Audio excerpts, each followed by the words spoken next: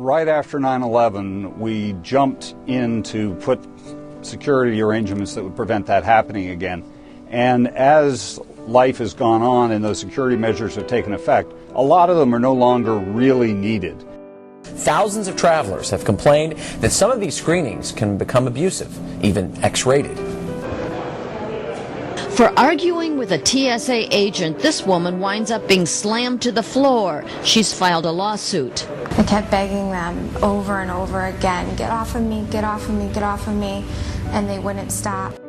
Here in Chicago, we watched as passengers like this man are subjected to exhaustive security checks. He's patted down, his wheelchair is examined, and his hands are swabbed, all in public view, in a see-through room at the security checkpoint. And he's not alone. It's humiliation. The average citizen, if they did in public what the TSA agents do, would be arrested, probably put in prison for molestation and battery. So a society is in deep danger if there are two sets of codes, one for the government and one for the people. And there's nothing more symbolic of the deterioration of the respect for liberty than you find at the TSA. Tom Sawyer calls it absolutely humiliating. My nightmare came true. Sawyer is a bladder cancer survivor and uses a urostomy bag to collect urine.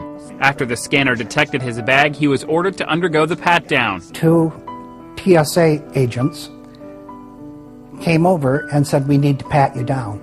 Well, I just figured out in my mind, I know why. Sawyer asked to have the pat-down in private after explaining his medical condition. He says the agent was so rough, the cap on the bag came off and spilled urine all over his clothes. No apology.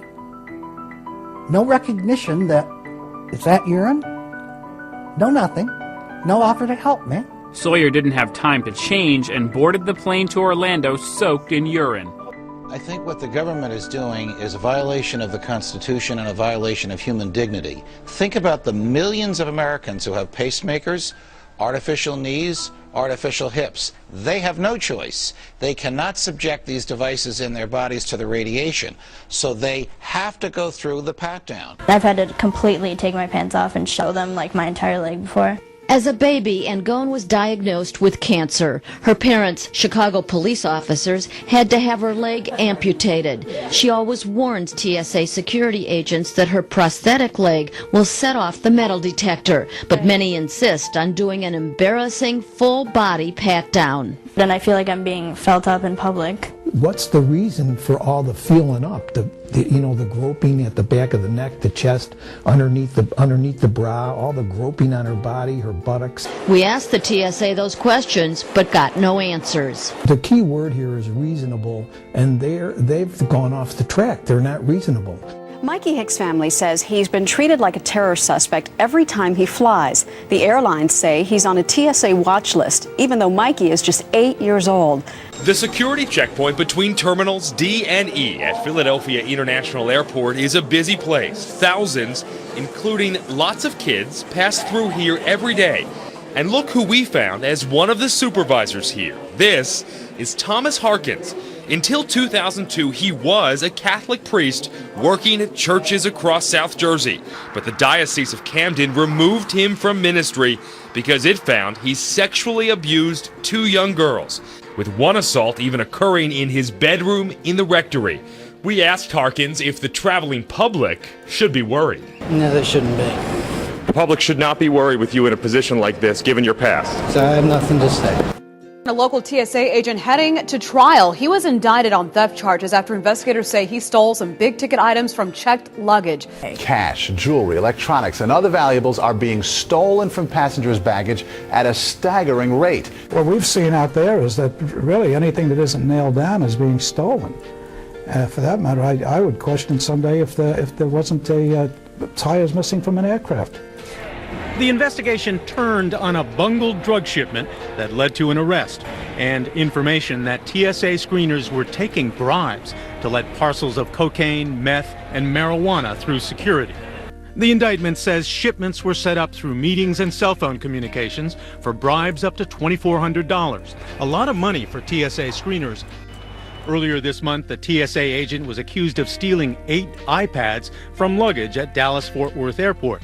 In February, a screener at New York's John F. Kennedy Airport was charged with stealing $5,000 in cash from a passenger's jacket on the conveyor.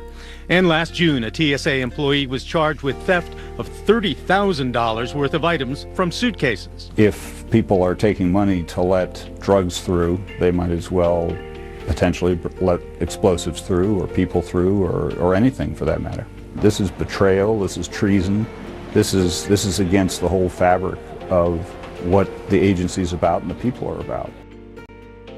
Taking advantage of the general public's ignorance of their rights in the legally ambiguous airport screening areas, and the 21st century American citizenry's newfound penchant for prostrating themselves before anyone with a badge and a uniform, the TSA began turning the relatively benign process of clearing airport security into an ordeal that traumatizes and humiliates virtually everyone who has to endure it.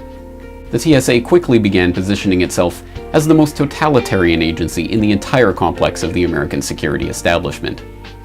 And that is no small feat. Let me give you my card, okay?